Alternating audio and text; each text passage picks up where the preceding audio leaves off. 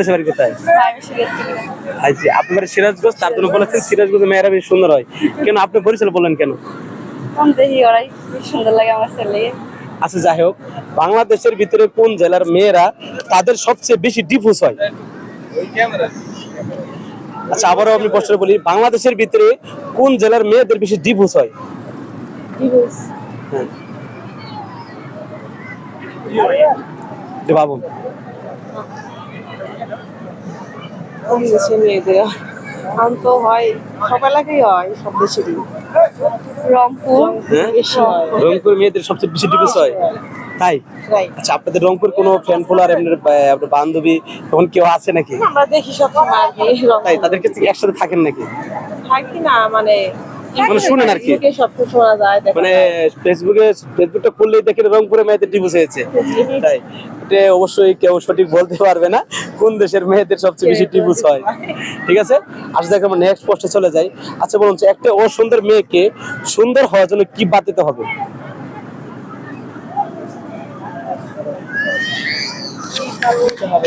হ্যাঁ, কি বাদ দিতে হবে? আর আচরণ বাদ দিতে হবে, তাকে ভালো থাকতে হবে। না, এটা কিন্তু একটাই বাদ দিলে কিন্তু সুন্দর হয়ে যাবে। একটাই হ্যাঁ,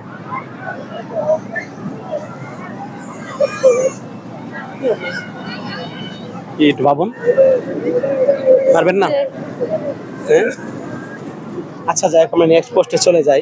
একটু ক্যামেরা দিয়ে তাকাবেন। হ্যাঁ, আচ্ছা বলুন যে এমন কি যেটা মেয়েদের বিয়ের আগেও থাকে বাট বিয়ের পরেও থাকে কিন্তু বিয়ের দিন থাকে না, সেটা কি? হাসি হ্যাঁ, হাসি না না, সেটা বিয়ের আগেও থাকে না। অনেকে তো বিয়ের দিন নাচো, নিজের বিয়ে নিজেই নাচে, তাতে কষ্ট দিলে নাচতো না, সে আসে, কিন্তু বাট সেটা বিয়ের দিন থাকবে না।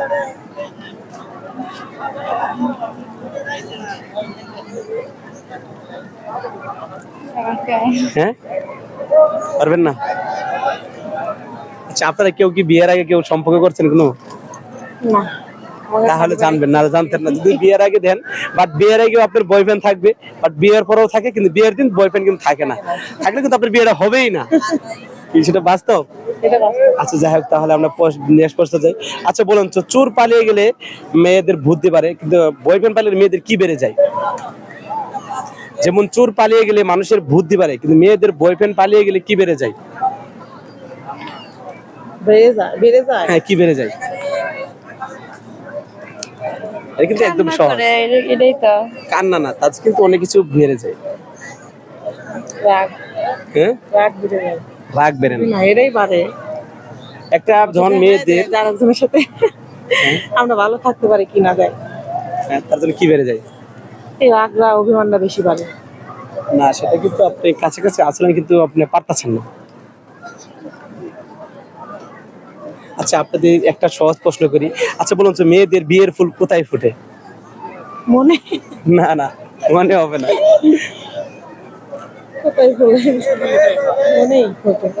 হ্যাঁ, বিয়ের ফুল তো মনেই ফোটে। না না না, যদি অন্য কিছু হবে, সেটা আপনাদের দুজনের কাছে এখন আছে। হাসি। হাসি, না। এটাই right. মেয়েদের বিয়ের ফুল ফুটে নাকে, নাক ফুল। ঠিক আছে, আচ্ছা যাই হোক, তাহলে নেক্সট পোস্টে চলে যাই। এটা লাস্ট প্রশ্ন। আচ্ছা, দুই নাকের উপর বসিয়া দুই কান টানিয়া আপনার উপর চলে, সেটা কি হবে? এটাই লাস্ট কোশ্চেন। নিঃশ্বাস। আপনি নাকের উপর বসিয়া দুই কান টানিয়া আপনার উপরে চলে,